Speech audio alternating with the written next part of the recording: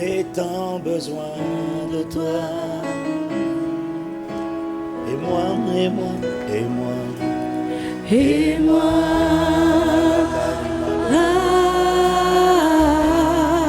J'ai tant besoin de toi. Et moi, et moi, et moi, et mon témoignage. Et moi, Et mon histoire, ma destinée, et mon futur. j'ai tant besoin de toi. Ma réussite sur la terre a tant besoin de toi. Et moi, Et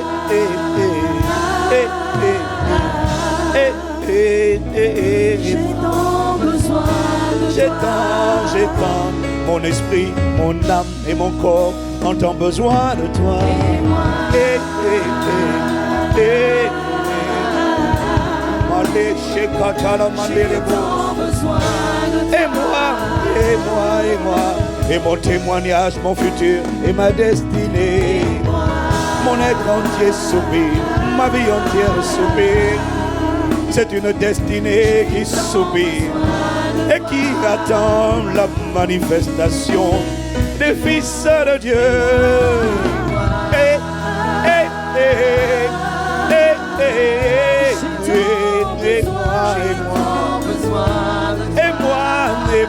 Et moi, Baba Père, je t'en supplie, je reconnais. Mandez-les pour la machin.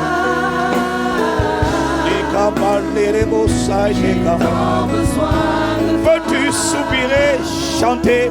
Peux-tu adorer, invoquer en ce Dieu? Sommes-nous plusieurs à soupirer, à désirer? Nous te demandons plus de cohabitation entre Christ et Bélial. Non, non.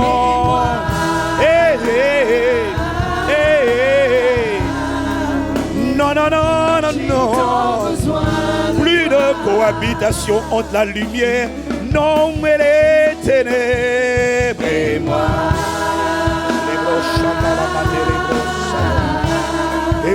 et moi, et moi, et moi, besoin de toi.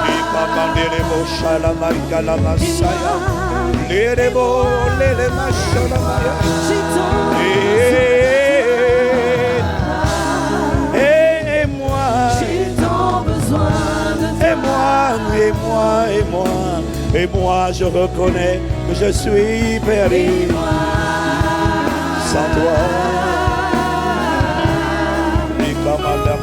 J'ai tant besoin de toi. Oui, j'ai tant besoin de toi.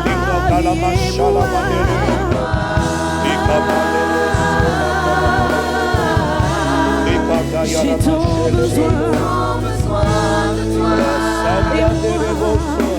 Et moi, et moi, et moi.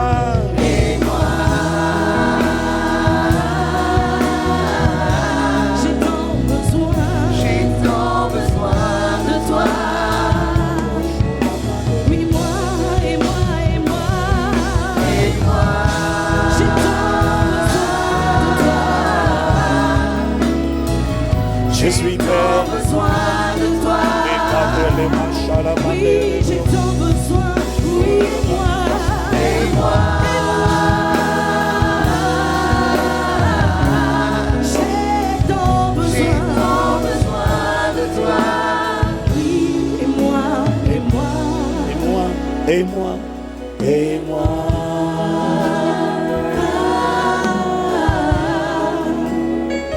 J'ai tant besoin de toi. Et moi.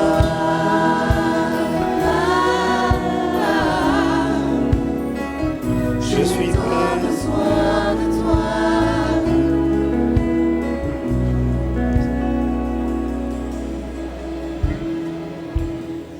Alléluia. Alléluia. Father, we thank you. Nous avons besoin de toi. Nous soupirons après toi. Nous te désirons. Nous te recherchons. Nous t'implorons.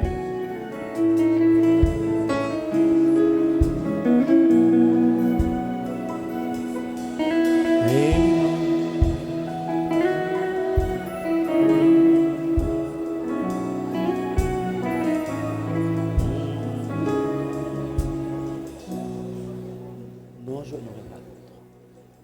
Non, je n'aurai pas d'autre. Alléluia. Nous voulons juste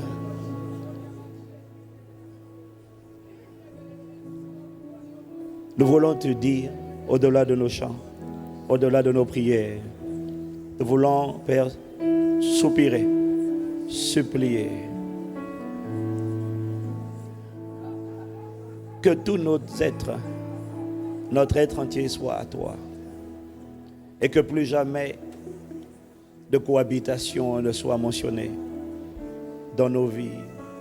Y a-t-il une personne qui a juste envie de soupirer? Non, je n'aurai pas d'autre Dieu. Tu seras mon seul trésor. Esprit de Dieu tout puissant. C'est toi que mon cœur désire. Peux-tu dire plus fort? Non, n'aurai pas d'autre Dieu. Tu seras mon seul trésor. Esprit de Dieu tout puissant. C'est toi. Makatala machala madame. Non. Maile katala machakete la mandale broso kali manderebo. Y a-t-il un peuple pour soupirer? Si ce sont les paroles et les soupirs de ton cœur, peux-tu soupirer et peux-tu gémir avec nous en disant c'est toi que mon cœur désire.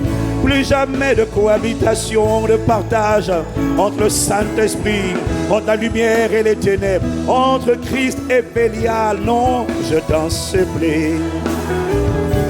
Tu seras mon seul trésor, Esprit de Dieu.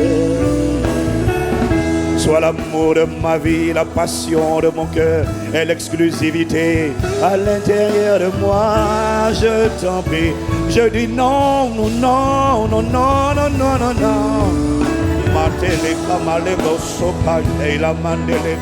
Tu seras mon seul trésor. Je dis Esprit de Dieu, Dieu tout puissant.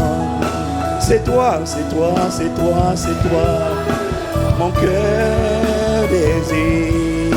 Je dis non.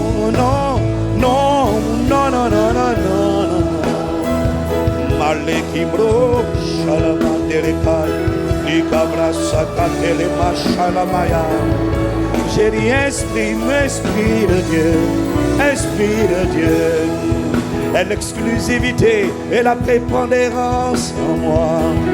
Au milieu de nous, à l'intérieur de nous, sois le seul pilote de nos vies. Non. Les Kamayeta la Chakale Matolobo Saya. Tu seras mon seul trésor. Esprit de Dieu, tout puissant. C'est toi.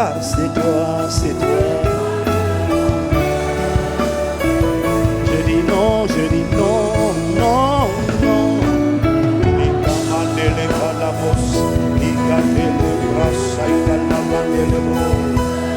Mon seul trésor, Esprit de Dieu tout puissant. C'est toi.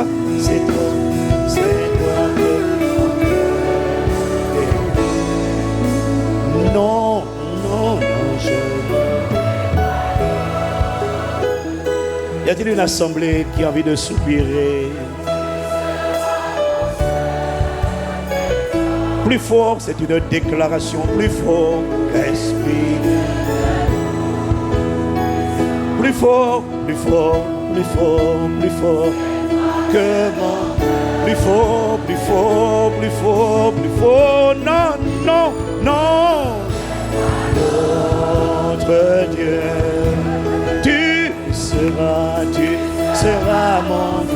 Oh, fais une déclaration, que la terre entende, que la France entende, que la francophonie entende. Cette déclaration d'allégeance, c'est toi que mon cœur... Non, encore une fois, plus fort, plus fort, plus fort. D'autres dieux. Non, non, tu seras mon seul trésor. C'est à toi que je le dis. Oh, je t'en supplie, qu'il en soit ainsi au-dedans de moi, par le Saint-Esprit. Plus fort, plus fort, plus fort, plus fort. Monte, monte, monte, monte, monte. Prépare notre Dieu. Tu seras, tu seras, tu seras. Esprit de Dieu, Esprit de tout-puissant. C'est toi, c'est toi, c'est toi, c'est toi, c'est toi. Les commandés, les beaux saints. Non, non, non, non. Matele Machaya, les Kelebroso Catalamande. Je t'en supplie, assieds cette mélodie. Qu'il n'y ait pas de rivalité, qu'il n'y ait plus jamais de cohabitation. C'est toi que mon cœur désire. Non, non, non.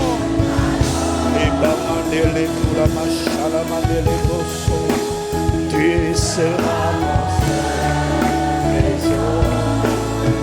Esprit de Dieu. C'est toi, c'est toi, c'est toi. Non, non.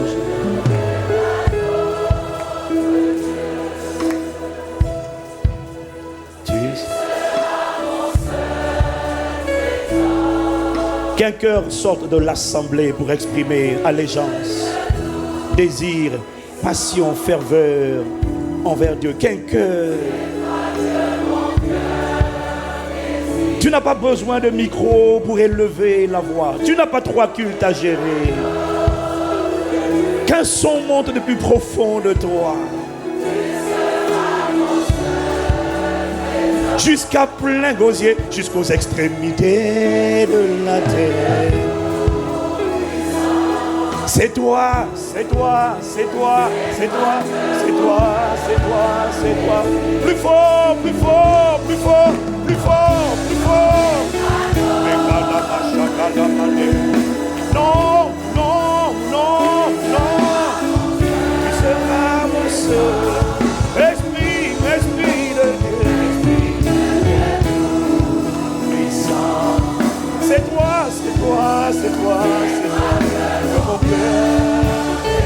Encore une fois, non, non, non. Tu seras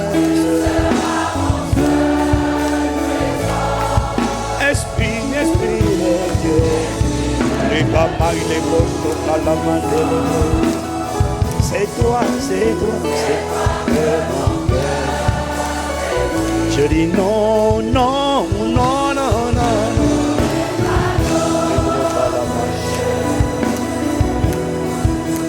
Tu seras mon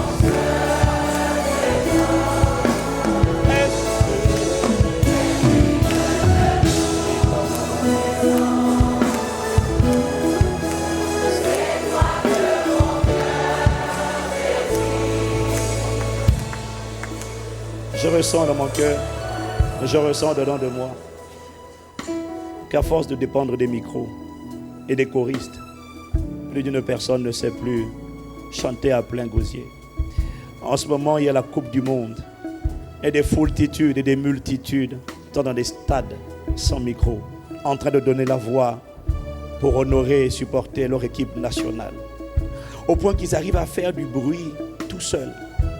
Et je sens juste de la désolation lorsqu'on dit d'élever la voix, chanter en l'honneur de Dieu, comme un cœur, faire un écho plus fort que dans un stade. Je suis juste surpris de ce que tu n'aies pas de voix. Je suis juste attristé de ce que tu n'as pas la voix. Je suis juste attristé de ce que tu ne sais pas. Tu ne sais pas. Tu ne sais même pas reconnaître que la voix que tu as t'a été donnée par Dieu. À force de dépendre des micros, à force de dépendre des chorales, tu ne sais plus chanter avec ton cœur. Et tu penses que tu n'as pas de voix. Veux-tu dire que les spectateurs dans un stade peuvent adorer plus fort que toi, peuvent pousser plus fort que toi? Où est passé? As-tu discerné que cette voix est un don de Dieu? Non, non. Plus fort, plus fort, plus fort, plus fort. Que ce soit comme le bruit des grandes eaux dans le livre de l'Apocalypse.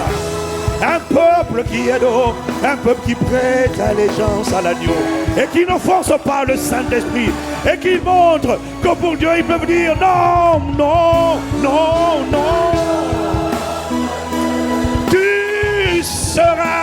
Tu seras mon seul trésor, l'Esprit de Dieu. Plus fort que dans un stade, plus fort que dans une arène. On reçoit l'adoration d'un peuple qui dit non, non, non, non. Qu'Internet entende, que la francophonie reçoive cette mélodie, entende une mélodie, une allégeance, une déclaration pour dire plus jamais de cohabitation. Non, non, non, non, non, non, non, non, non, non, non.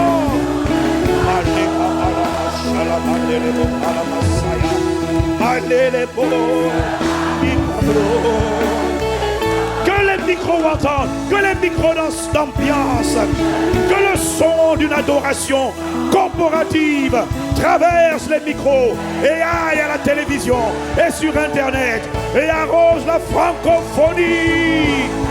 Les bras sakaya. Les bras sakaya. Mon Seigneur. L'Esprit de Dieu. C'est toi, c'est toi, c'est toi, c'est toi. Encore une fois, non, non, non.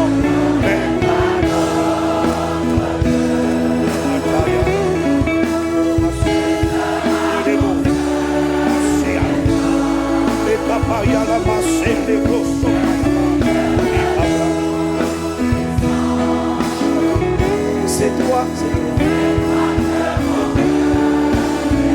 Encore une dernière fois, non, non, non. Tu seras Dieu. Esprit de Dieu, Esprit de tout-puissant. C'est toi, c'est toi, c'est toi que mon cœur désire.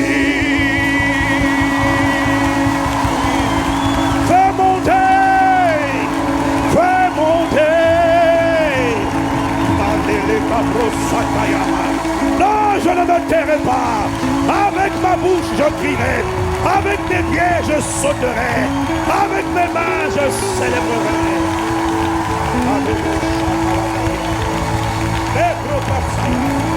Avec mes mains, j'acclamerai.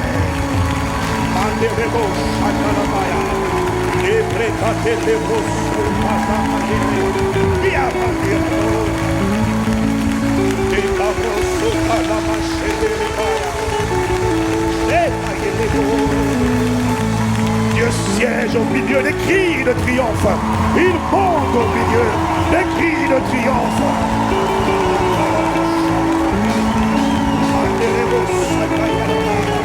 Peut-être que pour toi ça n'a pas de sens de crier, ça n'a pas de sens de chanter. Mais Jéricho, les forteresses se sont ébranlées lorsqu'ils ont poussé des cris de joie. Les forteresses se sont ébranlées. Il n'y avait pas de micro, il y avait un peuple qui poussait vers l'Éternel des cris de victoire, des chants d'allégeance.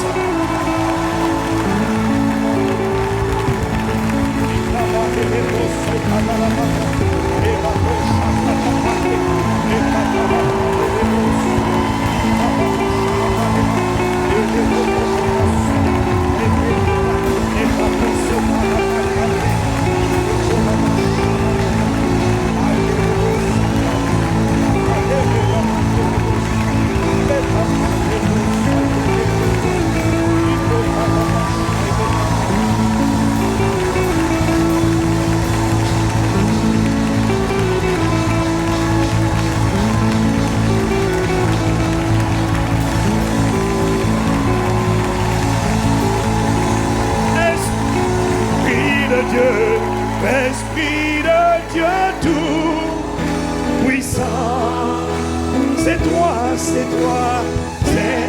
que mon cœur désire. Esprit de Dieu tout puissant, c'est toi que nos cœurs désirent. Encore une fois, Esprit de Dieu, c'est toi que nos cœurs, c'est toi que nos cœurs désirent. Je ne sais pas pour mon voisin, mais moi je veux dire, Esprit du Dieu tout puissant, c'est toi que nos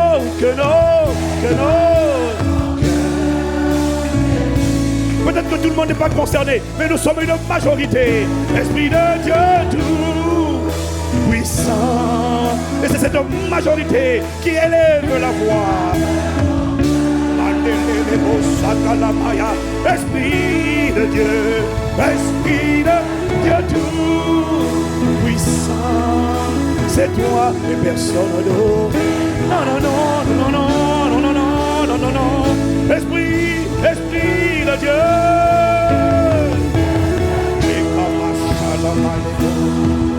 C'est toi.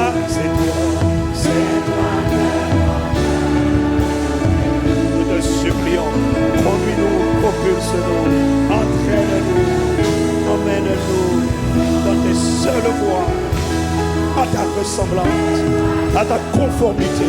Plus jamais de cohabitation avec le royaume des ténèbres. Non! Puissant, c'est toi. Je veux le dire à haute voix une dernière fois. Esprit de Dieu tout puissant. C'est toi que mon cœur désire.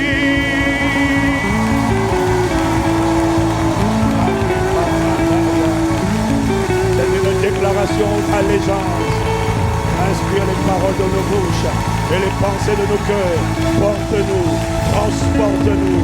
Onction de Dieu, fais la différence. Conquiert, capture, possède, colonise, impacte, bombarde, arrache ce que tu n'as pas créé ni planté.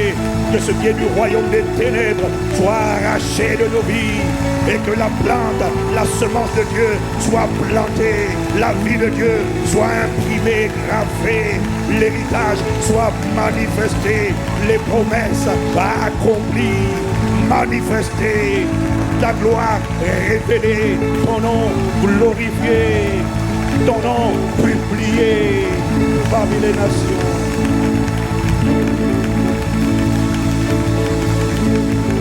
Esprit de Jésus, bienvenue. C'est toi que nos cœurs désirent.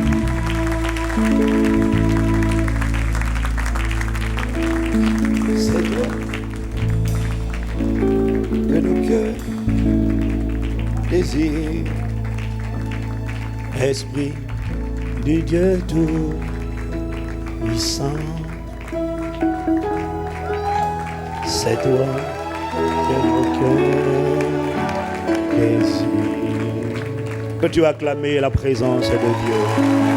Les bras shalom.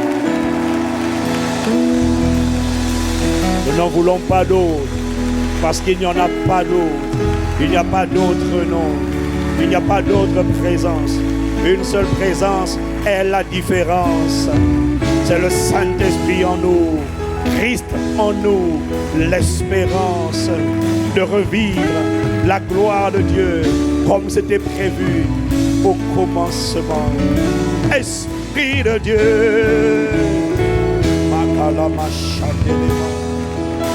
nous te reconnaissons, nous t'implorons, nous te supplions, transporte-nous, éduque-nous, libère, détruis les jougs, ôte les fardeaux, vivifie les corps, délivre, ramène à toi, convainc le monde, témoigne à l'esprit de qui tu es.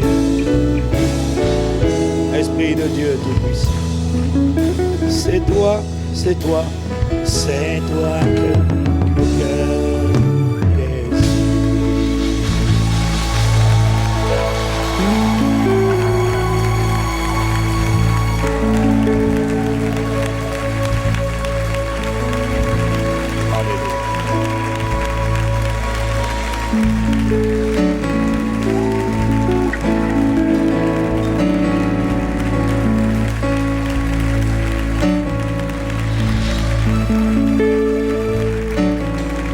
We are just grateful.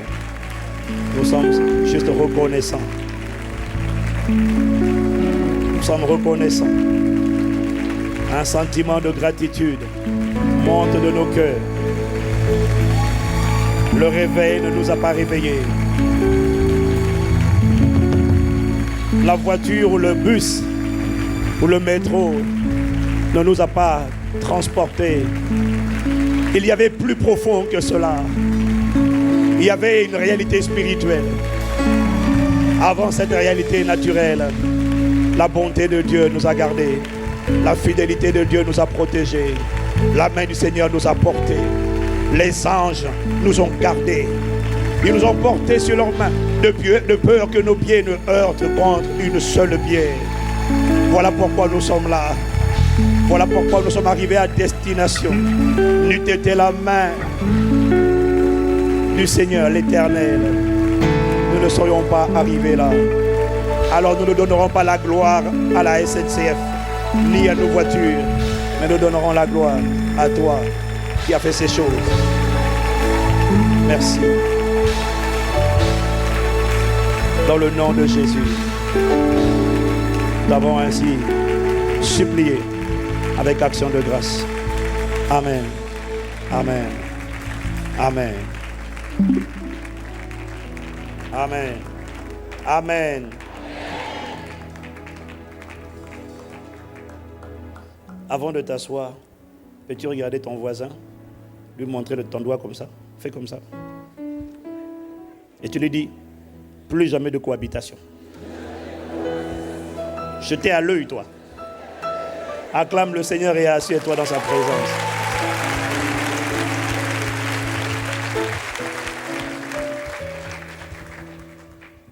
Quelqu'un me dit encore amen. Oh, quelqu'un me dit un bon amen. Ils sont nombreux dans des stades à faire du bruit. Mon ami, nous n'allons pas être en reste. Nous devons faire du bruit. Nous devons faire du bruit.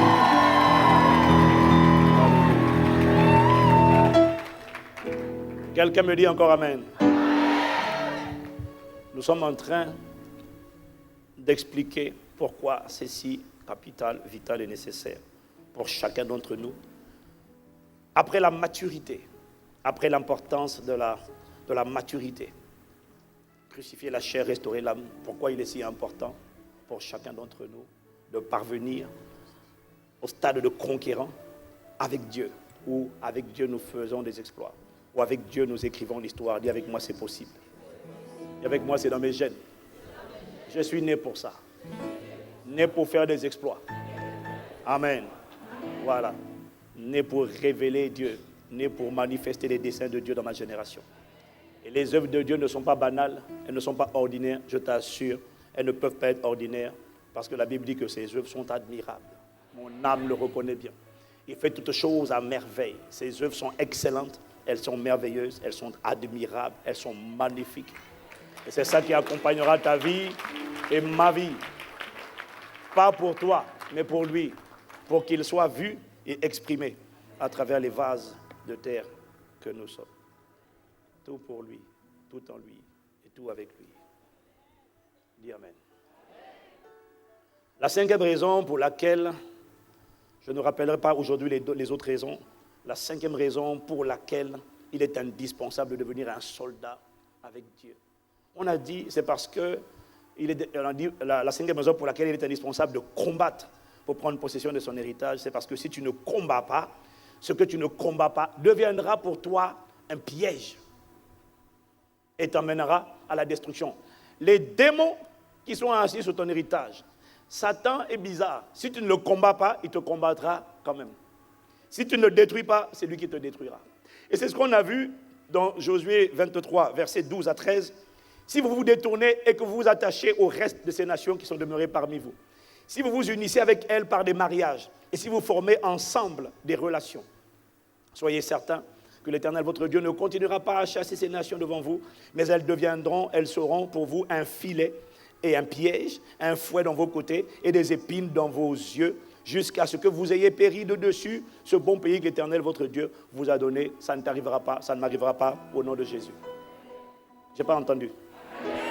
Donc on a dit que ce que tu ne combats pas, ce que tu ne confrontes pas, automatiquement te met dans une posture de cohabitation. Si tu ne combats pas, c'est que tu cohabites, soit de manière consciente, soit de manière subtile ou encore inconsciente, mais dans tous les cas, ça t'emmène à un stade où tu deviens lié, où en fait tu développes une alliance avec des esprits méchants, et c'est là que Dieu est contrarié, parce que le sang de Jésus a coulé, Jésus a dépouillé les autorités et les dominations.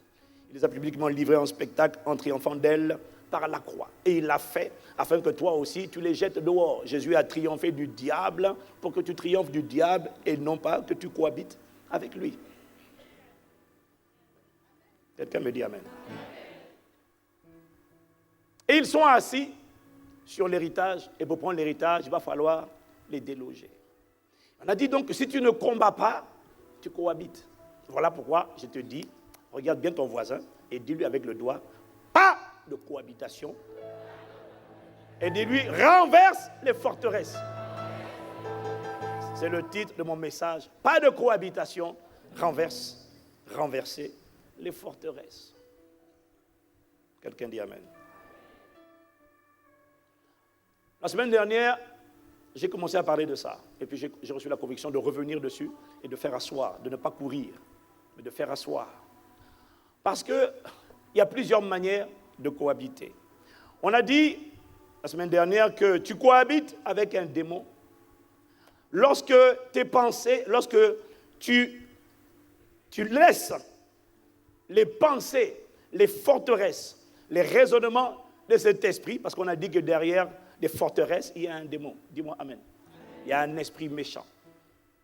Dans l'Ancien Testament, derrière chaque forteresse, il y avait un géant. C'est eux qui construisaient des forteresses. On a dit que tu cohabites avec un démon lorsque tu te laisses envelopper par les pensées de cet esprit. Que ce soit un esprit de colère, d'amertume, d'impudicité, quel que soit le nom que tu mets derrière, de servitude. L'esprit de servitude, c'est celui qui est derrière les addictions, les dépendances, drogue, alcool, etc. Tu cohabites avec un esprit lorsque tu laisses ces pensées t'envelopper, te saisir, te téléguider comme un agneau qui va à l'abattoir, te téléguider alors que tu sais que ce que tu es en train de penser et que ce que tu es en train de faire comme acte, tu sais que c'est un péché. Là, c'est une cohabitation voulue et consciente. Tu te laisses envelopper et tu obéis. Tu laisses la colère te saisir et tu marches sur cette colère. Tu laisses l'impudicité t'envelopper et tu agis alors que tu sais que ce que tu es en train de faire était un péché. Je ne suis pas en train de parler, dans le premier cas, d'une cohabitation inconsciente. Je suis en train de parler d'une cohabitation consciente. Dans ce cas, c'est une reddition. Tu rends les armes sans lutter, sans résister, sans essayer même de rejeter ses pensées, sans avoir lutté jusqu'au sang. Hébreux 12, verset 4 dit, vous n'avez pas encore résisté jusqu'au sang dans votre combat contre le péché. Là, on parle d'un cas de cohabitation conscient, où certains se laissent contrôler par des pensées qu'ils savent être péché, pas parce qu'ils ne savent pas que c'est un péché, mais simplement parce que le cœur est endurci. Est-ce que quelqu'un me suit? Tu sais, on l'a vu la semaine dernière, comment résister à des pensées qui essaient de t'envelopper. On l'a vu la semaine dernière, parce qu'il t'est arrivé d'avoir des pensées, de cogner quelqu'un, voire de se matcher ou de shooter, et tu ne l'as pas fait. Tu as résisté à ces pensées et tu les as rejetées. Donc, on a dit la semaine dernière, tu sais comment faire pour résister, pour rejeter et pour ne pas succomber. Est-ce que quelqu'un me suit? Dans le premier cas de cohabitation dont je parle, tu es conscient. Tu sais que ce que tu fais est mauvais. Tu n'as pas décidé de faire la guerre à l'impureté, l'impudicité, la colère, l'amertume, la jalousie. Tu sais que ce que tu fais est mauvais, mais tu le fais quand même. À cause de ton choix de cohabiter avec l'esprit de jalousie. Tu sais que c'est mauvais, mais tu vas quand même salir la personne, dénigrer. Tu sais que ta motivation, c'est la jalousie, mais tu prends plaisir à mettre des pots de banane. On va voir si elle va l'épouser, on va voir.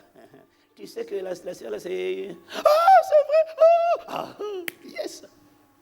Tu sais.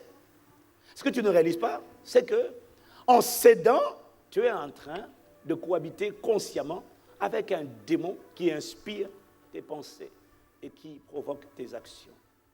Tu es dans le cas de celui qui a clairement choisi les œuvres de la chair. Tu sais que c'est mauvais. Tu sais que c'est un péché de ne pas pardonner. Tu sais que c'est un péché de garder la colère. Tu sais que c'est un péché de coucher. Tu sais que c'est un péché de mettre n'importe quoi dans ton corps. C'est le temple du Saint-Esprit. Mais tu choisis de le faire quand même parce que toi, tu n'y vois qu'un simple petit péché ou qu'une simple émotion derrière cette colère, cette jalousie, cette amertume. Il a bien cherché, il a bien mérité. Non, moi je ne pardonne pas. Il a bien voulu. Tu n'y vois qu'une simple émotion alors qu'en réalité, ce n'est pas une simple émotion. C'est une forteresse, c'est un système de pensée, c'est un raisonnement qui est venu t'envelopper et qui est en train de te pousser parce que la pensée précède toujours l'action. Et derrière cette pensée, il y a un démon auquel tu choisis d'obéir, que tu choisis de réjouir.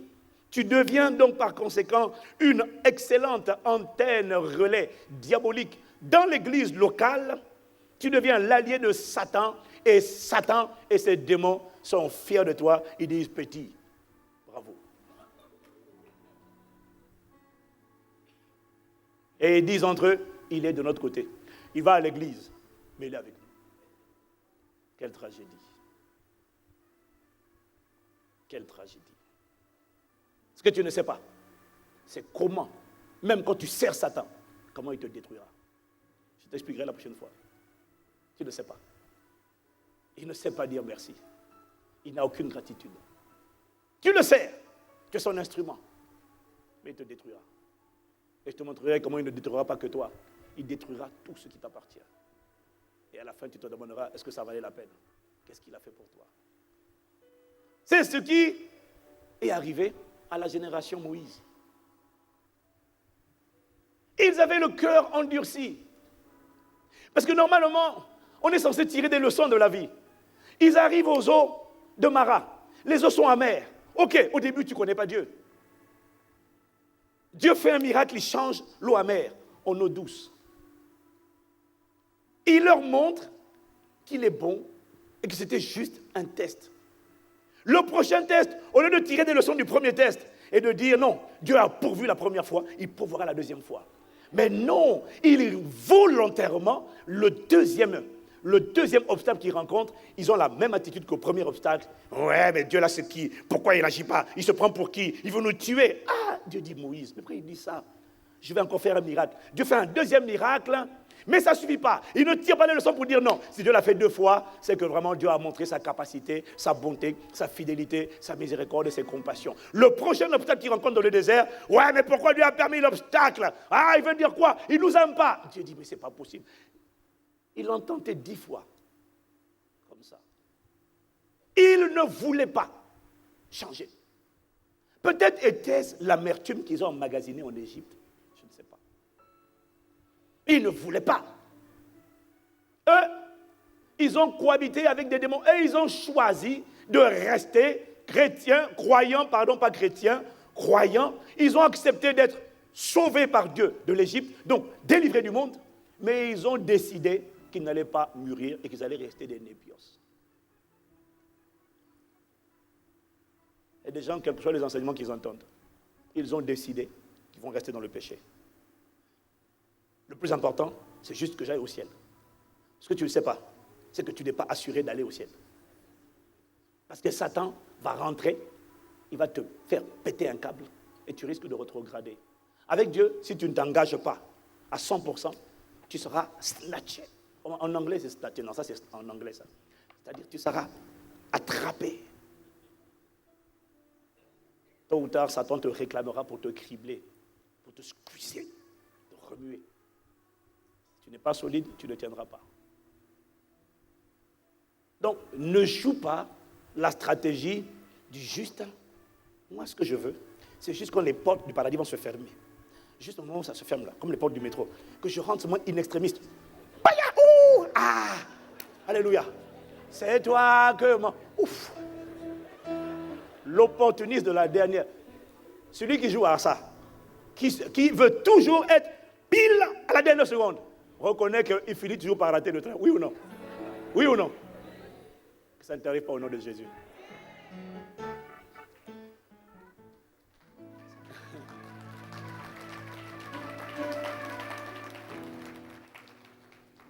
Ça, c'est une cohabitation consciente. Tu as choisi d'obéir à Satan alors que tu es sauvé. Je te supplie de revenir à Dieu. Tu n'as aucune idée de ce qui t'attend. Tu n'as aucune idée. Je t'assure, tu n'as aucune idée. Mais il y a d'autres formes de cohabitation qui sont plus subtiles, parce qu'elles sont inconscientes. Et beaucoup de croyants tombent dans ce piège de manière involontaire.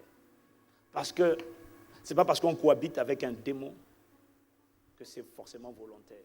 Satan emploie parfois la ruse pour ne pas se faire chasser. Exactement comme les Gabaonites ont employé la ruse avec Josué et le peuple d'Israël pour ne pas se faire tailler en pièces. Est-ce que quelqu'un me suit? La génération Josué, elle, était différente de la génération Moïse. La génération Josué, c'est la génération de ceux qui avaient mûri. Ils ont traversé le Jourdain. C'était un signe de maturité. Ils ont traversé le Jourdain. C'était un signe d'obéissance. Parce que lorsque Dieu disait, allez, faites la guerre, la génération Moïse a dit, ah non, ils sont trop grands. La génération Josué a dit, yes, on y va. C'est la dimension de l'obéissance. La génération Josué est la génération de ceux qui avaient décidé d'en découdre, de prendre l'héritage, de déloger les géants, de les mettre dehors. Dis-moi amen. Cette génération était une génération sincère. Elle était prête à obéir. Mais ses adversaires ont quand même réussi à ne pas se faire chasser, taillé en pièces grâce à la ruse. Ça, c'est ce que les Gabaonites ont pratiqué. Ils ont usé de ruse et Israël est tombé dans le panneau au point même de faire une alliance avec ceux qu'ils auraient dû chasser et tailler en pièces. Non seulement de faire une alliance, mais au point même de protéger un peuple qu'ils auraient dû massacrer.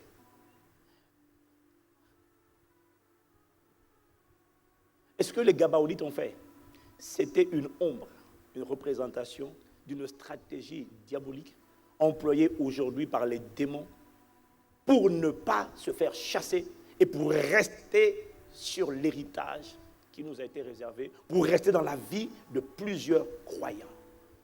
Et cette stratégie s'appelle l'apitoiement. Je vais vous expliquer. Josué chapitre 9, versets 3 à 5 et versets 12 à 14. Est-ce que vous y êtes? Je lis. Les habitants de Gabaon, de leur côté, lorsqu'ils apprirent de quelle manière Josué avait traité Jéricho et Haï, eurent recours à la ruse et se mirent en route avec des provisions de voyage. Regarde ce qu'ils ont fait. Ils prirent de vieux sacs pour leurs ânes et de vieilles outres à vin déchirées et recousues. Ils portaient à leurs pieds de vieux souliers raccommodés et sur eux de vieux vêtements. Dis avec moi, ruse. Et tout le pain qu'ils avaient pour nourriture était sec et en miettes. Verset 12. Regarde comment il plaide auprès de Josué quand ils viennent le voir. Voici notre pain. Il était encore chaud quand nous en avons fait provision dans nos maisons, le jour où nous sommes partis pour venir vers vous. Et maintenant, il est sec et en miettes. Regarde cette bouteille de vin, ces outres à vin, que nous avons remplies toutes neuves, les voilà déchirées. Bon, ça, ce n'était pas des bouteilles. Nos vêtements et nos souliers se sont usés par l'excessive longueur de la marche. Les hommes d'Israël prirent de leurs provisions et ne consultèrent point l'Éternel. Dis-moi Amen. Dis-moi Amen. Dis à quelqu'un, pas de cohabitation. Parfois, Satan, parfois les démons, comme on a vu, vont afficher leur vrai visage, c'est-à-dire l'hostilité, la méchanceté, l'animosité, l'agressivité. Mais là, les Gabaonites ont une stratégie différente. Au lieu d'afficher le visage de la violence, de l'intimidation, ils se sont déguisés. Et ils ont pris le visage, ils ont pris un visage de pitié. Ils se sont déguisés, pantalons troués, vestes trouées, chaussettes trouées, chaussures trouées, là où ils transportaient le vin, déchiré. Ils se sont déguisés de manière qu'on ait pitié d'eux, qu'on ait pitié de leur parcours, qu'on ait pitié de leur passé difficile, d'où ils viennent de loin, ils ont marché longtemps, ils ont souffert. Ils se sont déguisés de manière à ce qu'on s'apitoie sur leur souffrance. Et Israël a mordu à l'hameçon. Ils n'ont pas consulté Dieu. Il leur dit d'accord, on va faire une alliance avec vous, vous pouvez habiter au milieu de nous. Et on va vous protéger. Et comme vous allez lire Josué 10 à la maison, vous allez vous rendre compte que plusieurs rois, quand ils ont su que les Gabaonites s'étaient ligués, avaient décidé de cohabiter, ils sont allés faire la guerre au peuple de Gabaon. Et Gabaon a dit à Josué, viens nous aider s'il te plaît. Voilà Josué qui vient au secours d'un peuple qu'il aurait dû tailler en pièces à cause de son alliance avec ce peuple. La ruse. Par cette ruse de l'apitoiement, faire pitié. Dis avec moi l'apitoiement. En fait, beaucoup de chrétiens cohabitent avec des démons sans le savoir et deviennent eux-mêmes les défenseurs de ces démons, exactement comme Josué l'a été avec les Gabaonites. Voyez-vous, certains démons s'invitent à toi comme s'ils te plaignaient, comme s'ils avaient pitié de toi, comme s'ils avaient compassion de toi. Certains démons viennent comme s'ils soutenaient ta cause, comme s'ils compatissaient à ta douleur.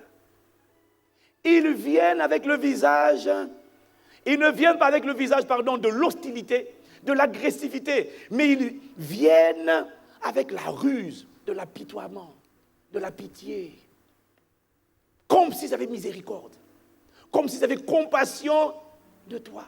Ils se déguisent en alliés, ils se déguisent en amis. Et ils te disent, laisse-moi rester avec toi, tu as trop souffert.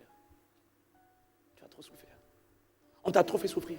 Laisse-moi, moi je te comprends. On a trop abusé de toi. On t'a fait du mal dans ton enfance. On t'a parlé comme ci, on t'a parlé comme ça, on t'a trahi. Moi je te comprends. C'est normal que tu sois amer. Moi je comprends. C'est normal que tu sois amer. C'est normal que tu sois en colère. C'est normal que tu sois dégoûté. C'est normal que tu ne pardonnes pas. C'est normal que tu couches partout. Hein? Toi aussi. Un enfant qui était petit, on a fait des attouchements sur l'enfant. C'est normal que l'enfant, quand il grandit, il reproduit ce qu'il a vu. D'ailleurs, la loi de la reproduction ne dit-elle pas que chaque espèce se reproduit selon son espèce? Si ton père a fait ça, c'est normal que tu fasses la même chose. C'est normal que tu couches, c'est normal que tu touches là où tu n'as pas touché les parties de ton corps. On comprend. Dieu est dur avec toi. Dieu est dur. Moi, je te comprends. Tu vois, je ne viens pas avec violence, mais je viens, je dis, je te comprends. Oh, c'est dur pour toi. Je comprends que tu as du mal. Tu souffres, hein? Et toi, tu dis, oh, enfin, tu dis, il me comprend. Il me comprend. Je dis, je te comprends. C'est normal que tu sois encore dans le rejet. C'est normal que tu ne pardonnes pas. Regarde, tout ce qu'on t'a fait là. Ah non, c'est normal. Cet esprit, c'est un esprit. Il vient et il plaide. Et il te plaint.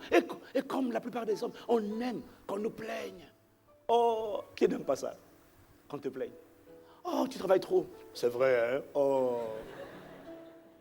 Tu as trop souffert. Oh, tu vois, hein? Oh. Cet esprit vient, il plaide. Et il te dit, tu sais, dans cette histoire-là, dans ce qui t'est arrivé, les gens, ils te blâment, ils te disent, pourquoi tu es comme ça, pourquoi ta vie n'avance pas? Moi, je comprends.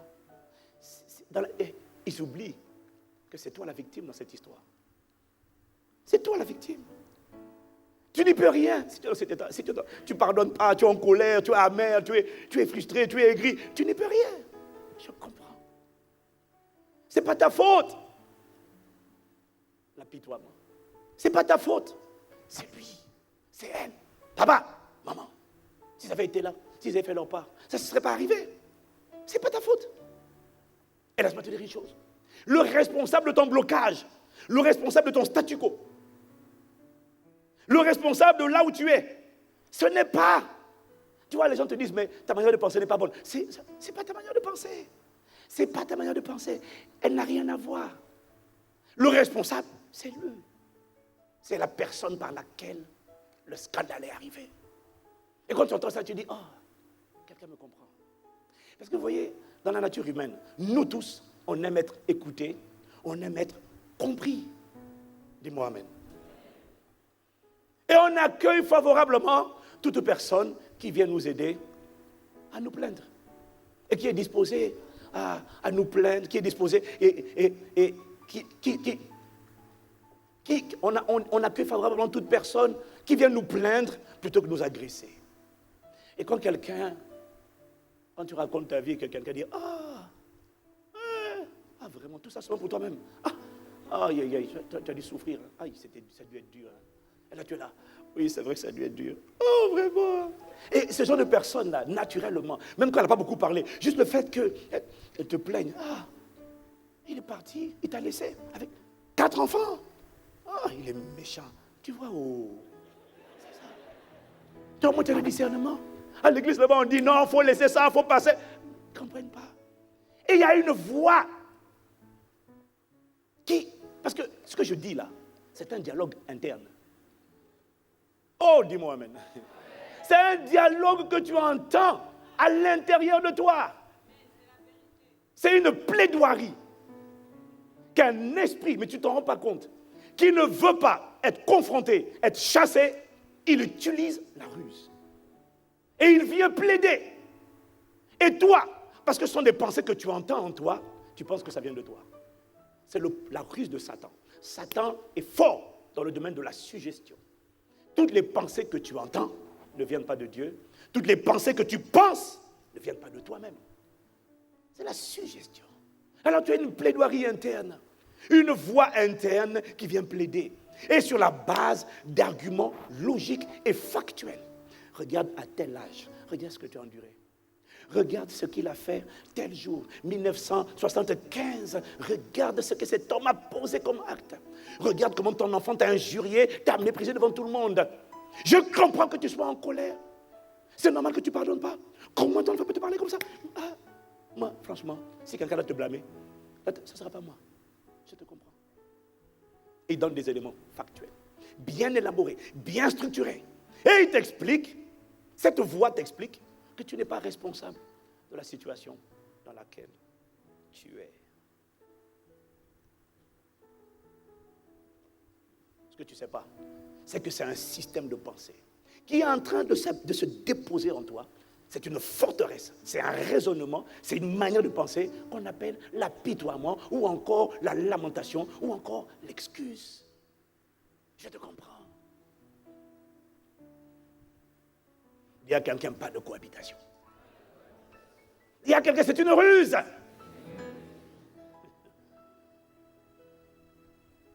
Et cette voix te dit, Dieu ne peut pas te comprendre. Moi, je te comprends. Dieu est exigeant avec toi. Moi, je te comprends. Laisse-moi rester avec toi. Moi, je te comprends. Et subtilement, tu dis, reste alors. Toi, au moins rejet, tu comprends. Toi, au moins colère, tu me comprends. Toi, au moins impudicité. Regarde, je ne fais pas exprès. Non, c'est papa. L'inceste. Moi, je comprends. Je dis, c'est une forteresse satanique. Une ruse. L'esprit d'apitoiement ou de lamentation. L'apitoiement ou la lamentation, c'est un système de pensée qui a maintenu un homme infirme pendant 38 ans. Handicapé, immobilisé, bloqué, à l'arrêt, pendant 38 ans. Jean 5, versets 5 à 7. 38 ans d'immobilisme, de tourner en rond. La Bible dit, là, l'histoire de la piscine de Bethesda, là se trouvait un homme malade depuis 38 ans. Jésus, l'ayant vu coucher et sachant qu'il était malade depuis longtemps, lui dit, veux-tu être guéri? Le malade lui répondit, Seigneur, je n'ai personne pour me jeter dans la piscine quand l'eau est agitée. Et pendant que j'y vais, un autre descend avant moi. Est-ce que quelqu'un me suit? 38 ans dans la même condition. Jésus vient. Veux-tu être guéri? Au lieu de dire, je le veux. Il dit, Seigneur, regarde, je suis innocent. Chaque fois que je vais aller dans la piscine, je n'ai personne pour me jeter. Quand je vais y aller, il y a toujours quelqu'un qui vient avant moi. Toujours quelqu'un. Il y a toujours quelqu'un qui va passer devant moi. Toujours quelqu'un. Ça fait 38 ans que ça dure. Veux-tu être guéri? On te pose la question, veux-tu être guéri? Toi, tu réponds pas. Non, Seigneur. C'est comme s'il percevait, donc quand Jésus l'approche, c'est comme s'il percevait, Jésus allait lui demander, pourquoi tu es là encore? Ça fait 38 ans que ta vie ne change pas. Pourquoi tu es là? Et automatiquement, il se met déjà à dire, hey, je suis pour rien. C'est pas moi. Il n'y a personne, regarde. C'est pas moi. L'apitoiement. L'apitoiement était un schéma de pensée qu'un démon, lorsqu'il n'a pas envie de sortir, injecte dans le cœur de plusieurs personnes. Il se sert des traumatismes, des coups durs de la vie. Il se sert des blessures, des épreuves, des traumas, pour contrôler ton système de pensée et te faire croire qu'il est de ton côté, comme si Satan pouvait avoir compassion. Est-ce que quelqu'un me suit? Est-ce que quelqu'un me suit? Dis avec moi, c'est une ruse.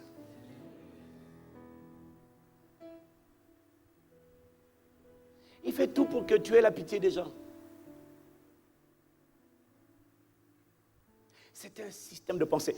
Toutes les personnes qui font du surplace dans la vie, en ce système de pensée.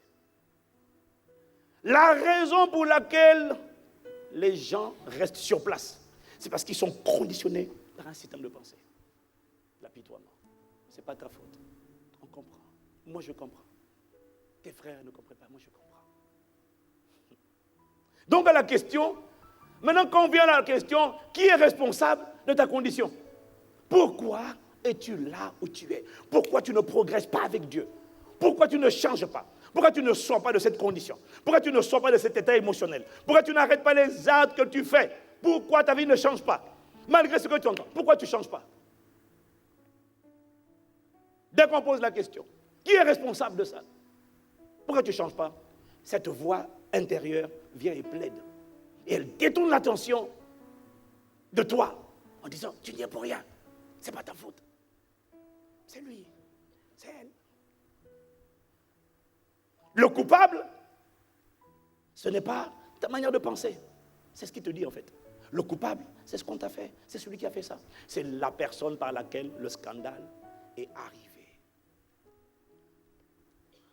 Autrement dit, l'apitoiement, la forteresse de l'apitoiement t'emmène à condamner une personne, la personne par laquelle tu as été offensé, alors que la Bible dit que le combat que nous menons n'est pas un combat contre les hommes, il n'est pas contre la chair et le sang, mais l'esprit d'apitoiement te convainc que ton problème, c'est ton blocage vient de cette personne. Mais la Bible dit que le combat n'est pas contre les hommes. Cette personne a peut-être agi, c'est vrai, mais elle a été un instrument. Mais l'apitoiement te dit non, ce n'est pas spirituel, c'est humain, c'est cette personne.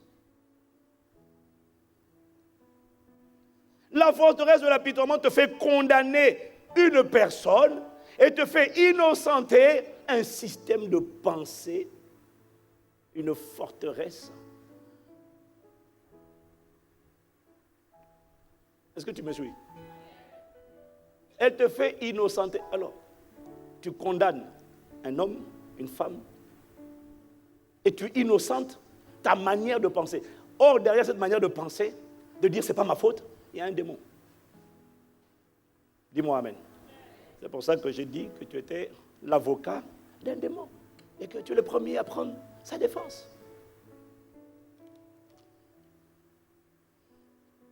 Dans quel domaine entends-tu cette voix qui te dit ce n'est pas ta faute? Dans quel domaine? Je voudrais que tu réfléchisses. Dans quel domaine entends-tu cette voix plaider ta cause et te dire moi je comprends, moi je te comprends, je reste avec toi, reste avec moi, moi je te comprends, je suis le seul qui te comprend. Dans quel domaine entends-tu cette voix? Est-ce que quelqu'un me suit? Et est-ce que tu es sûr que ta manière de penser n'est pas le problème? Tu es sûr de ça? Si tu me dis que le problème, si tu acceptes ce que dit cette voix, le problème, ce n'est pas la manière dont tu penses, ce n'est pas le fait de t'apitoyer, ce n'est pas le fait de dire non, ce n'est pas ma faute. Le problème, c'est ce qu'on m'a fait. Mais si tu dis, le problème, c'est ce qu'on m'a fait, donc tu innocentes la manière dont tu penses, alors la question qui vient naturellement, c'est comment expliques-tu qu'il y a des milliers ou des centaines de milliers de personnes qui ont vécu ce que tu as vécu, mais qui n'ont pas été clouées au sol toute leur vie et qui ont réussi à continuer, à se relever et à progresser.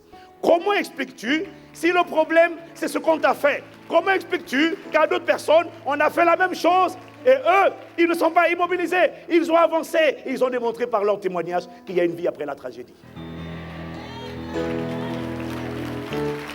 Il y a une vie après l'échec, il y a une vie après les épreuves, il y a une vie après le divorce, il y a une vie après le viol. La Bible dit dans Hébreux 12, verset 1, que nous sommes environnés d'une grande nuée de témoins. Dans la Bible, il y a des témoins. Dans les époques précédentes, depuis Abraham jusqu'à nos jours, les saints de tous les temps, il n'y a pas que toi et moi qui avons vécu ce que nous avons vécu. Tout le monde a vécu le rejet. Beaucoup ont vécu le rejet. Beaucoup ont vécu les abus. Beaucoup ont vécu le mépris. Beaucoup ont vécu le racisme. Beaucoup ont vécu toutes sortes de frustrations et d'horreurs. Mais certains se sont relevés. Alors si tu dis, le problème c'est telle personne, ce n'est pas mon système de pensée, comment expliques-tu que d'autres ont vécu les mêmes choses et se sont relevés et aujourd'hui sont épanouis dans leur marche avec Dieu? Comment expliques-tu? Pourquoi toi, tu es toujours à l'arrêt? Pourquoi? Quelqu'un me dit amen. Pourquoi? Parce que la vérité, selon Dieu, le problème ne provient jamais de ce qu'on t'a fait hier. Le problème ne provient jamais, selon Dieu, de ce qui s'est passé hier. Le problème, d'après Dieu, c'est toujours ta manière de penser, ton système de pensée. Voilà pourquoi Dieu dit, garde ton cœur plus que toute autre chose. Parce que c'est dans le cœur qu'il y a le système de pensée. Il dit, garde ton cœur plus que toute autre chose, parce que c'est de là que viennent les sources de ta vie. Il n'a pas dit, garde tes circonstances, parce que tu ne peux pas garder les circonstances. Tu ne peux pas protéger les circonstances, parce que tu ne contrôles pas les circonstances. Tu ne contrôles pas les événements de la vie. Tu ne contrôles pas ce qui t'arrive. Tu n'en sais rien. Tu ne sais pas ce qui va venir demain. Par contre, tu peux contrôler comment tu penses.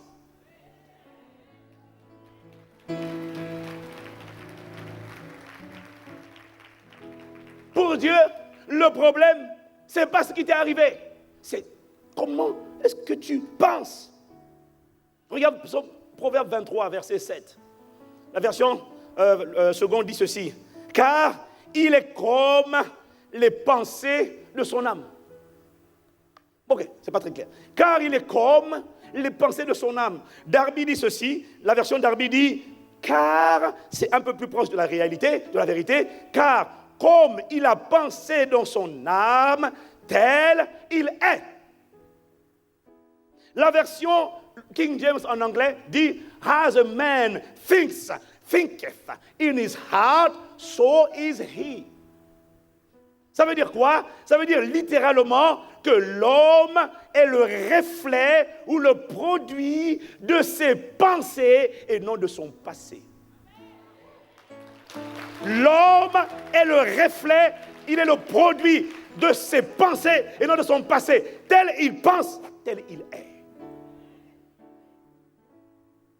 Pour Dieu, le problème, ce n'est pas ce qu'on t'a fait. Pour Dieu, le problème, c'est ta manière de penser. Toi, tu dis, je n'avance pas parce que j'ai trop souffert, on m'a fait trop de mal. Ce n'est pas toi qui dis, c'est une voix qui le dit à l'intérieur de toi, et toi tu dis à cette voix, Amen. Mais Dieu dit, la raison pour laquelle tu n'avances pas, ce n'est pas parce qu'on t'a rejeté, ce n'est pas à cause de ce que tu as trop souffert, c'est parce que tu as trop laissé ce qui t'est arrivé hier définir ce que tu penses de toi-même et ce que tu penses que tu vaux. Le problème, ce n'est pas ce qui t'est arrivé, le problème, c'est que tu as trop laissé les expériences d'hier défigurer la perception que tu as de toi. Et tu as trop laissé ce qui s'est passé hier affecter et dégrader ce que tu vaux. Ce n'est pas parce que tu as échoué que tu ne vaux rien. Ce n'est pas parce qu'on t'a rejeté que tu n'es qu'un bon à rien. Le problème, ce n'est pas ce qu'on t'a fait. Le problème, c'est comment tu penses. Est-ce que quelqu'un me suit? Tu vois, tu ne peux pas changer ce qui s'est passé hier, mais tu peux changer ta manière d'analyser ce qui s'est passé et décider d'obéir à la parole de Dieu en ayant une attitude de gratitude en tout temps. Selon qu'il est écrit, rendez grâce en toutes choses, car c'est à votre égard la volonté de Dieu en Jésus-Christ. Le problème, c'est pas ce qui s'est passé. C'est ce que tu as connu. Il y en a d'autres qui ont connu ça. Comment ils ont fait pour se relever?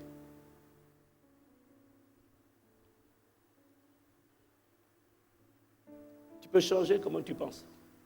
C'est la clé. Tel il pense, tel il est. Si Dieu doit changer ta vie, il faut qu'il change la manière dont tu penses. Et si Satan veut t'empêcher de changer, il va mettre un système de pensée à l'intérieur de toi. Il va te dire, ce n'est pas ta faute.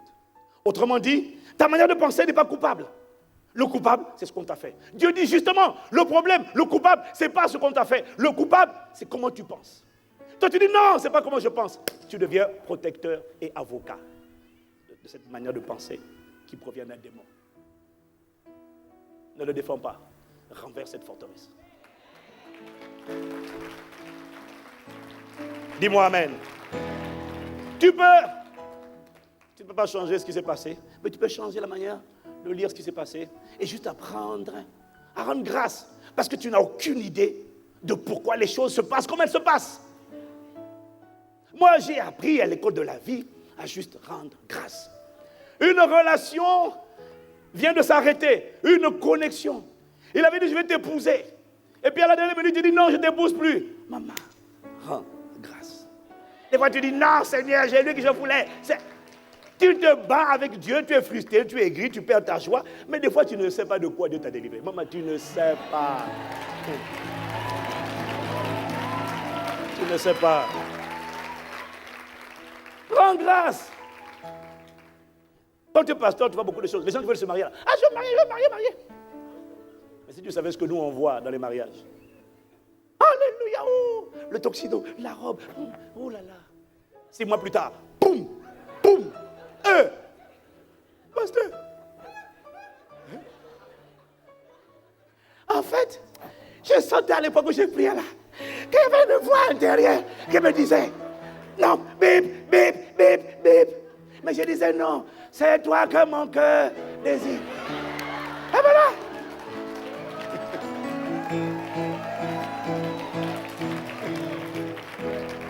Dis à quelqu'un, rends grâce à Dieu. Rends grâce à Dieu. Tu ne sais pas ce qui se passe dans la vie. Quand tu ne comprends pas, parce que parfois, quelque chose était sur le point de se manifester et brusquement, à la dernière minute, ça disparaît. Je sais ce que c'est. Et des fois, tu es frustré. Rends grâce à Dieu. L'histoire doit t'enseigner. Il y a des leçons qu'on a tendance à oublier. Je vous ai déjà raconté comment à l'époque on était à Ivry. On voulait tellement quitter Ivry-sur-Seine qu'on était prêt à prendre tout et n'importe quoi. On a failli prendre un bâtiment compliqué, à louer, dans lequel on aurait mis 1 million de travaux. Il était vilain. Mais, tu vois, des fois, l'horloge met une pression qui fait en sorte que tu es prêt à prendre ce qui vient. Seigneur, tu vois, il y a des choses que Dieu ne te donne pas. Mais j'ai compris, Dieu ne te donne pas. Parce que Jésus a dit, demandez afin que votre joie soit parfaite. Il y a des choses que tu demandes. Mais tu sais que même si tu l'as, ta joie ne sera pas parfaite. En fait, tu as dit, bon, on prend quand même. Hein. Et puis la chose est en train de suivre son cours, et puis à la dernière minute, quelque chose se plante. Parce qu'en même temps, tu es en train de prier en langue. Sauf que tu ne savais pas ce que tu disais. En fait, quand tu priais en langue, tu disais, Seigneur, donne-moi ce qui va me rendre ma joie parfaite. Mais tu priais en langue. Parce que, par l'intelligence, tu n'osais pas le dire. Tu disais, Seigneur, c'est 40 ans maintenant. C'est 40 ans, Seigneur, là, 42, 43. Seigneur, prenons seulement. De toute façon, ce qui compte, c'est avoir des enfants. Hein. C'est toi, c'est les enfants seulement. De toute manière, il n'y a que toi qui compte. Hein. Que toi qui compte. Mais quand tu parles en langue, tu dis un son différent. Dieu prend ce que tu dis quand tu parles en langue. Il dit non, ça je sais que c'est ton cœur qui parle là-bas. C'est ton cœur qui parle.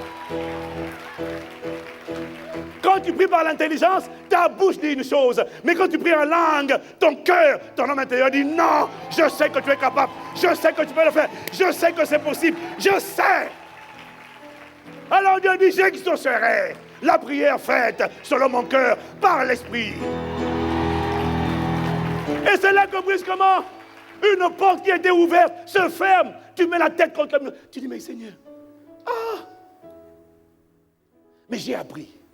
Penser comme ça. Tu ne sais pas pourquoi. Rends grâce. Rends grâce. À l'époque où on était à Ivry, je t'ai raconté, j'ai connu un découragement pendant 3 jours, j'avais plus la force de prier. C'était la seule chose qu'on avait.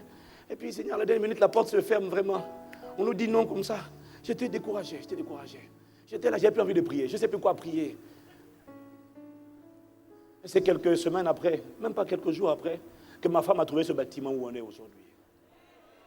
Mais comme Dieu n'a jamais fini de nous enseigner, alors, l'année dernière, on a trouvé un terrain. On avait trouvé un terrain sur lequel on était bien avancé. Le maire était d'accord pour nous donner un terrain. Ici, ce terrain sur lequel on est, pas le bâtiment, le terrain, c'est 2400 mètres carrés. 2400 mètres carrés, 2450 à peu près. Et puis le maire était d'accord pour nous allouer un terrain de 4400 mètres carrés, mais c'était en ville et tout ça. Bon, honnêtement, je n'étais pas enthousiaste au début. Mais il n'y a pas d'autre porte ouverte. Il n'y a pas d'autre porte ouverte. Alors bon, j'ai vraiment prié, Seigneur, mais il n'y a pas de... Comment on va faire pour les parkings? C'est compliqué. Ça va être compliqué le dimanche, ça va être la galère. Ça va être la galère. Mais bon, comme il n'y a pas d'autre chose, et comme le maire est disposé à nous donner cet emplacement pour qu'on construise, bon, alléluia, Seigneur, est-ce que c'est ta volonté? J'ai prié. Et comme je n'ai pas eu de réponse, je dis, bon, comme tu parles aussi par les portes qui s'ouvrent, qui se ferment, bon, c'est sûrement ta volonté. Alors on y est allé, alléluia. Et puis j'ai commencé à m'auto-motiver de toutes les manières, alléluia, tout ça là. Bon, est-ce qu'on peut demander quand même 5000 mètres carrés? On n'a pas eu les 5000 mètres carrés parce que c'était encore en négociation, mais il fallait attendre l'élection municipale. Et puis l'élection municipale est venue et le maire a perdu. Hein? Il dit, oh, faut encore tout recommencer à zéro. Et c'est là que nous sommes aujourd'hui.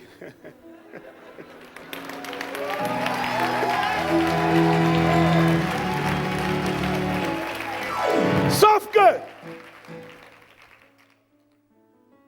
quand j'ai reconsidéré le parcours, la manière dont on est arrivé là, j'ai senti en moi le Saint-Esprit me dire, est-ce que cette chose-là aurait rendu ta joie parfaite? J'ai dit, Seigneur, honnêtement, je me serais contenté.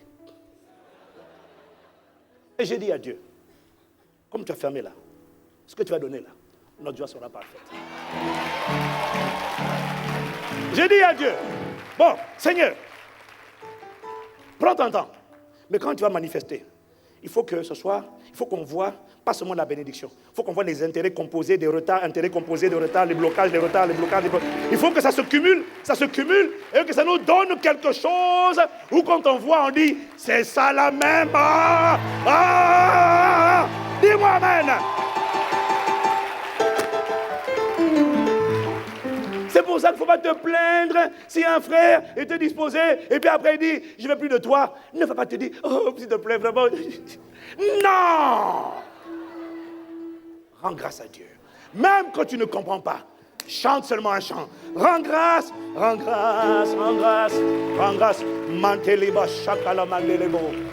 te rends grâce. La culture de l'action de grâce. Rends grâce. Ceux qui font des exploits, rendent grâce. Même quand ils ne comprennent pas, ils rendent grâce. Tu as été violé, tu ne rends pas grâce pour le viol. Mais tu rends grâce à Dieu de ce que ce violeur ne t'a pas tué. Parce qu'il y a des violeurs qui tuent. Alors Seigneur, je te rends grâce. Je suis encore sur la terre des vivants. Je te rends grâce. Je te rends grâce de ce que, malgré cette situation difficile, je reconnais, si je suis honnête, qu'il y a toujours pire que ce que j'ai vécu. Merci de ce que tu m'as épargné, pire. Je te rends grâce. Je te rends grâce. Merci pour les portes que tu as fermées. Merci pour les portes que tu as ouvertes. Merci de ce que, malgré le départ de cet homme, malgré ce divorce, malgré cette tragédie, malgré ce décès, Seigneur, je te rends grâce de ce que tu me montres qu'il y a une vie productive et épanouie en Christ après. Je te rends grâce de ce que toute chose concourt au bien de ceux qui t'aiment. Je te rends grâce. Parce que la génération Josué pouvait dire toute chose concourt au bien de ceux qui aiment Dieu. Parce que le fait qu'ils aient décidé d'aller à la guerre contre les géants était une expression d'amour. Parce que l'amour de Dieu consiste à obéir à sa parole, garder ses commandements. Alors le fait d'aller combattre, c'était une expression d'amour et donc d'obéissance. Je te rends grâce de ce que tu fais concourir toutes choses pour le bien de ceux qui t'aiment. Tu connais nos cœurs. Je ne comprends pas tout, mais je te dis juste merci. Merci pour tes perfections, merci pour tes bontés. Et même quand tu es frustré, tu dis merci de ce que quiconque espère en toi ne sera pas confondu. Car lorsqu'on tourne vers toi les regards, on est rayonnant de joie, Père. Le visage ne se coupe pas de honte. Et quand dans ton âme, tu sens la frustration, tu dis, le visage ne se coupe pas de honte. Et puis ton âme dit, faux. J'ai dit, le visage ne se coupe pas de honte, mon âme. Tu entends ce que je dis? On rend grâce. Satan voulait empêcher Joseph. Satan voulait emmener, Joseph à s'apitoyer sur ce qui lui était arrivé. Il aime l'apitoiement. Il n'aime pas l'action de grâce. Il n'aime pas que tu rendes grâce pour hier. Il veut que tu t'apitoies pour hier. Ça, c'est Satan. Dieu dit, rends grâce. Tu ne sais pas ce que je fais dans l'invisible. Rends grâce. Et Satan voulait emmener Joseph à s'apitoyer. C'est ce qui lui est arrivé. Après tout, Joseph, qu'est-ce que tu as fait? Tu étais le cadet de la famille. Et il passe par ses frères. Alors ses frères viennent le voir. Ses frères lui disent, oh, Joseph, une fois qu'il est premier ministre d'Égypte, c'est trop facile maintenant, mais bon. Ses frères viennent le voir. Oh Joseph, pardonne-nous. On t'a fait du mal. On t'a vendu aux marchands dans le désert. Oh Joseph, pardonne-nous. On t'a fait souffrir. Et quand il dit ça, j'entends la voix de Satan qui dit à l'intérieur, qui suggère dans les pensées de Joseph, ah tu vois, il t'a fait souffrir. Et il voulait que Joseph, pendant que ses frères disent, oh pardon, on t'a trop fait souffrir, il voulait que Joseph dise, oui c'est vrai, ah, les gars, vraiment j'ai souffert. Ah. C'était dur, c'était dur. Oh Joseph, justement c'est pour ça qu'on te demande pardon. Ah non, demandez encore pardon. Vraiment on t'a fait mal, demandez encore. On t'a fait mal Joseph. J'ai souffert. C'était dur les gars. Vous vous rappelez, quand vous m'aimez dans le puits là, j'ai même demandé une goutte avec de l'eau, vous avez dit non. Oh, je me souviens encore. Mais c'est pour ça que grand, on te demande pardon vraiment. Oui, mais attends, il n'y a pas que la goutte. J'avais même demandé un bout de pain, vous avez dit non. Ah! Et dans les détails, il aime que tu ressasses les différents détails, comment on t'a fait mal, il aime ça. Il dit, moi je te comprends. Parce que tant que tu le comprends, il reste avec toi. Mais Dieu merci, Joseph avait la sagesse de Dieu. Parce que quand ils ont dit, Joseph, oh pardon, Joseph, on t'a vendu. Joseph dit, taisez-vous. Vous ne m'avez pas vendu, Dieu m'a envoyé. Joseph avait une autre manière de penser.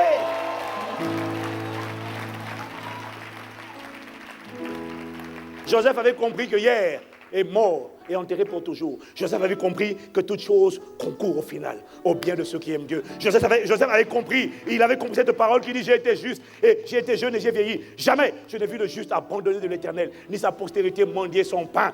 Quels que soient les débuts, quel que soit ce que j'ai connu, je sais qu'à la fin de l'histoire, ça tournera à mon avantage, ça tournera à la gloire de Dieu sur ma vie. Je ne serai pas confondu.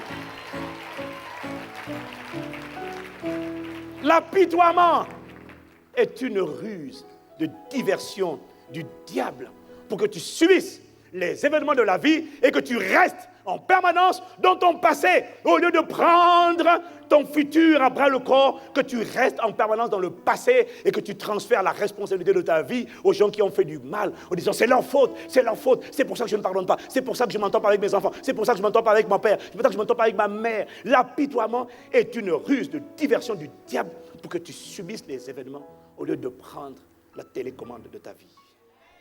L'apitoiement est une forteresse satanique.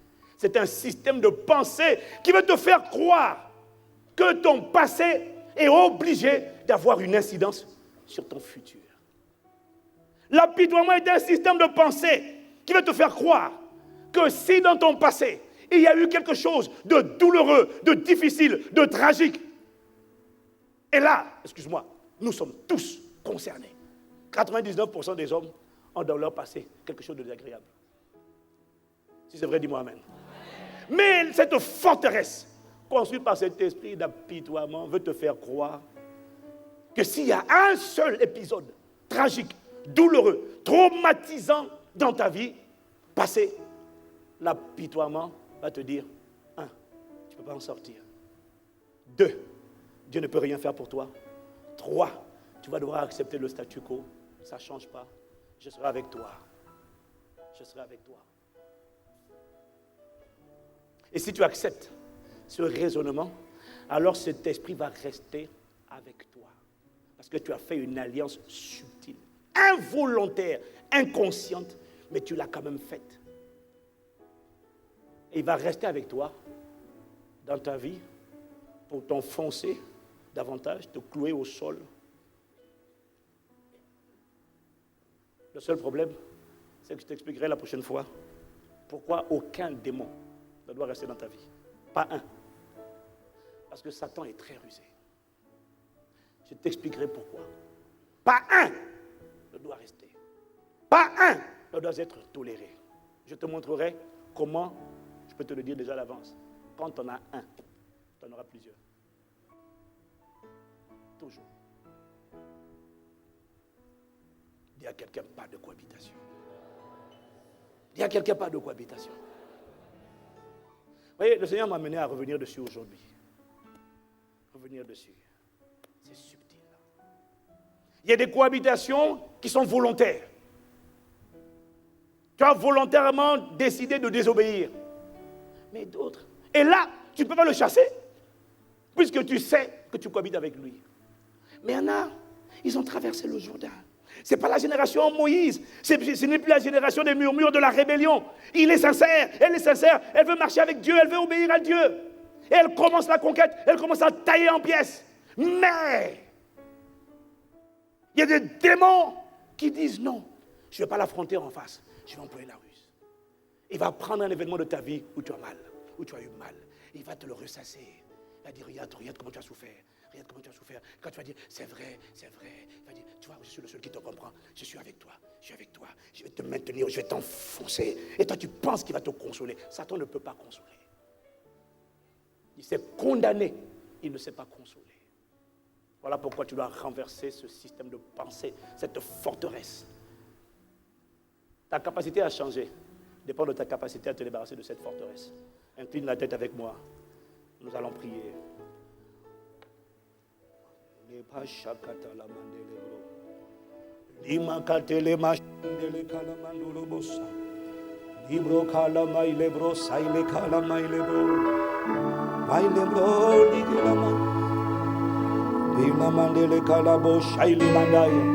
Bro, libre kalama shebra kela moto muskalima shaidelema. Mandele broso tele kamandele bos kaila mase. Dans quel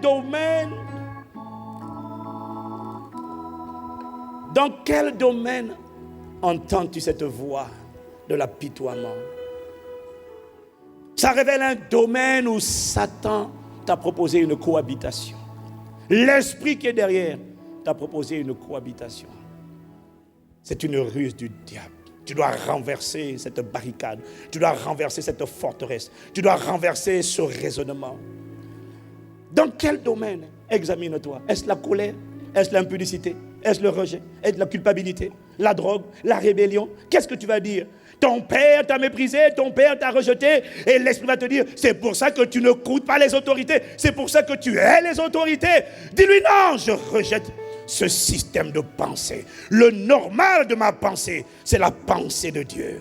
La pensée de Dieu sera mon partage. Je renverse tout raisonnement, système de pensée qui se dresse contre la connaissance de Dieu à l'intérieur de moi. Demande pardon à Dieu. Demande pardon à Dieu là où tu as condamné, accusé une personne alors que Dieu dit que le combat n'est pas contre la chair et le sang. Tu as accusé une personne, un être humain, et tu as innocenté un démon qui a érigé un système de pensée. Et c'est à cause de ce système de pensée que ta vie est paralysée. Ce n'est pas à cause de ce qu'on t'a fait. Demande pardon à Dieu. Demande pardon à Dieu. Demande pardon à Dieu.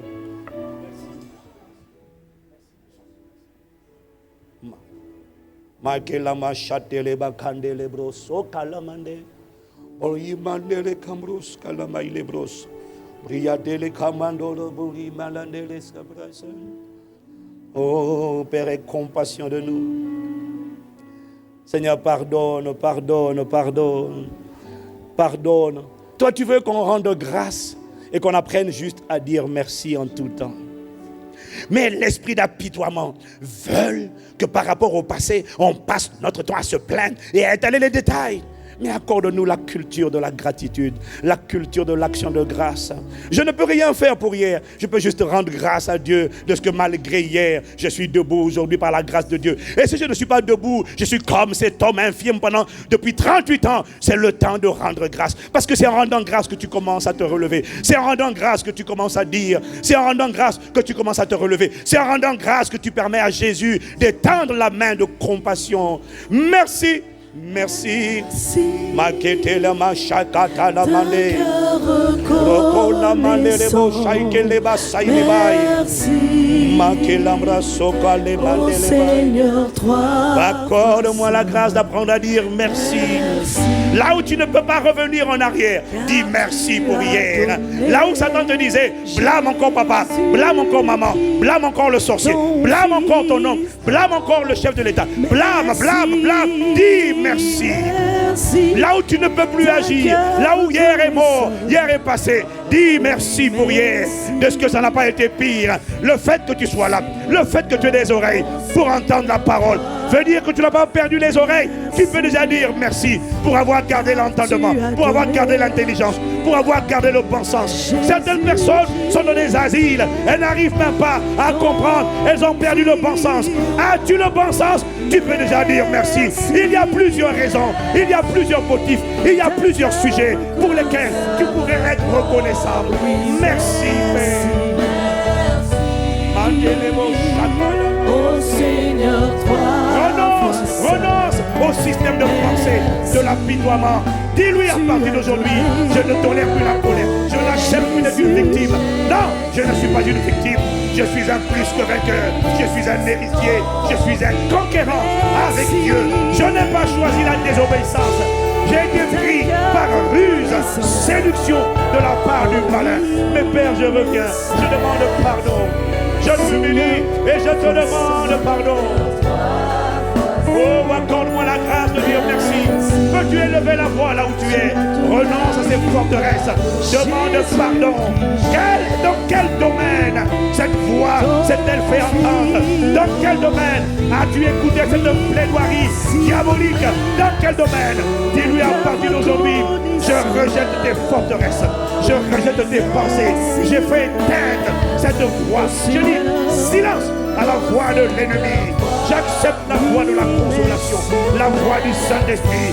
Il me dit, qu'importe ce que tu as vécu, je t'annonce que toutes choses concourent ensemble pour le bien de ceux qui aiment Dieu et qui sont appelés selon son dessein.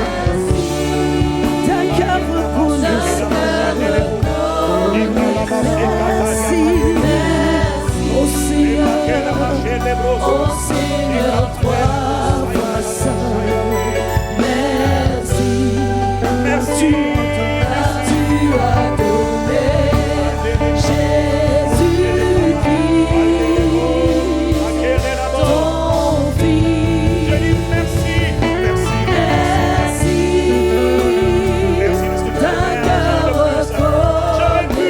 J'aurais dû normalement être retranché de la terre des vivants. Et me voilà là à écouter la parole, à entendre la parole, à comprendre la parole. Waouh, quelle grâce! L'esprit de folie ne m'a pas saisi. L'esprit de folie ne m'a pas atteint. Je n'ai pas été décapité. Peut-être que j'étais abusé, mais me voici encore là, debout. Mon corps a été agressé. Mon corps a été impacté négativement, mais mon esprit n'a pas été touché. Mon esprit n'a pas été touché. Peut-être de mon passé, ai-je été rejeté, mais c'est Adam qui a été rejeté.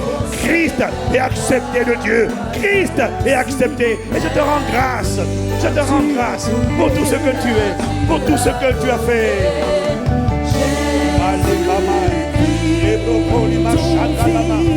C'est maintenant. C'est maintenant. Maintenant. Le faible doit dire, il ne doit pas dire je suis faible, ça fait 38 ans que je suis faible. Non, le faible doit dire je suis fort, Dieu est en moi, Christ est en moi. Le pauvre doit dire je suis désormais riche, je suis un héritier. Tu as fait de grandes choses. Compte ces bénédictions, toi mon âme, si tu le peux. Compte ces bénédictions. Rappelle-toi ses faveurs. Rappelle-toi ses grâces. Rejette la pensée, la mentalité de l'apitoiement, de la lamentation, des excuses, de la victimisation. Oh ma chérie, je suis. Dieu a fait de grandes choses.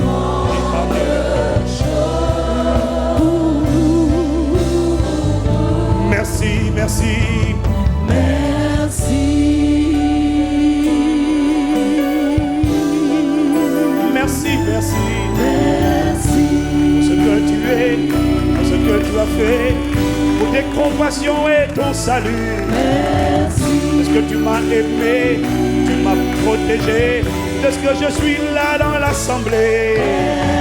En dépit de ce que j'ai vécu hier, je suis encore debout. Beaucoup ont craqué, sont dans des asiles. Moi, je suis encore là. Waouh! Waouh! Rien que pour ça, je suis reconnaissant. Ta fidélité, ta droite m'a gardé. Ta main m'a secouru. Les anges ont frayé un chemin devant moi. Voilà pourquoi je suis là aujourd'hui. Hier, ça aurait pu être pire, mais je te rends grâce. Si je suis là, c'est que le pire a été évité. Pour tout ce que tu as fait, pour tout ce que tu es, fidèle, juste et bon et miséricordieux.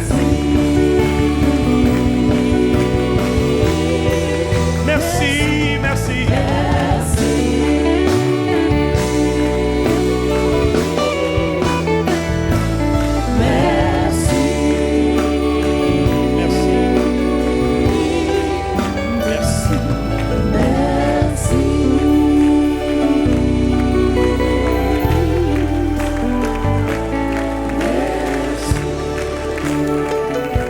Père, nous te rendons grâce pour tout ce que tu es, tout ce que tu as fait, ce que tu as déjà accompli. Pardon pour là où nous avons été séduits par les ruses. La nature humaine, chacun d'entre nous quelque part, aime se plaindre, aime s'apitoyer et aime qu'on fasse attention à lui. Pardon pour là où nous n'avons pas réalisé, c'était une ruse par laquelle le diable, les démons voulaient légitimer leur présence et essayer de se déguiser en consolateur, de se déguiser en personne qui a compassion alors qu'il ne connaît aucune compassion. Mais par ta grâce, plus jamais de cohabitation. Par ta grâce, que les séductions, les ruses du diable, pour ne pas être taillées en pièces, soient exposées et soient détruites au nom de Jésus. Nous déclarons et décrétons que les démons de l'enfer qui étaient assis sur la vie de mon frère, sur la vie de ma soeur, et qui avaient utilisé la forteresse de l'apitoiement pour justifier, légaliser cette alliance, pour demeurer. Maintenant, vous êtes mis à nu au nom de Jésus. Et nous déclarons et décrétons que vous sortez des vies. Et tous les paquets, les maladies, les afflictions, les tourments, les blocages, les malédictions, les chaînes, les jougs étrangers, les fardeaux pesants, dehors, consumés par le feu de sa sainteté. Au nom de Jésus, que le Saint-Esprit reprenne possession de nos vies. Plus jamais de cohabitation. Plus jamais. Accorde-nous la grâce d'être exclusivement à toi et à personne d'autre. Accorde-nous la grâce d'être prisonnier, non pas de l'apitoiement, non pas de la lamentation, non pas des excuses, mais accorde-nous la grâce d'être prisonnier de Christ, d'être lié par l'Esprit, d'être capturé, emprisonné par les pensées de Dieu, les paroles de Dieu, les principes de Dieu, et que ce soit ces pensées, ces paroles qui dictent nos mouvements, nos sentiments, nos actions au reste de ce qui est pur, ce qui est saint, ce qui est vrai, qui appartient à la vérité, ce qui est digne de louange, ce qui mérite l'approbation divine. Père, que ce soit là l'objet de nos pensées. Accorde-nous la grâce de nous examiner nous-mêmes tout au long de cette semaine. Et vendredi, nous serons encore là dans la prière, dans la supplication, dans l'intercession, dans l'adoration. Plus jamais de cohabitation. Notre héritage, nous le récupérons cette saison. Parce que c'est cette saison que tu envoies la parole. Si tu envoies la parole, c'est pour récupérer l'héritage. Nous déclarons et décrétons que par ta grâce et avec l'assistance du Saint-Esprit, aucun démon de l'enfer, aucun esprit méchant, soit ceux qui viennent agresser ou ceux qui utilisent la ruse, tous échoueront lamentablement au nom de Jésus. Honneur, louange et gloire à Christ notre roi, notre victoire, maintenant et dans toutes les générations, dans le nom de Jésus. Nous avons ainsi prié, Père, avec action de grâce. Amen, amen, amen, amen.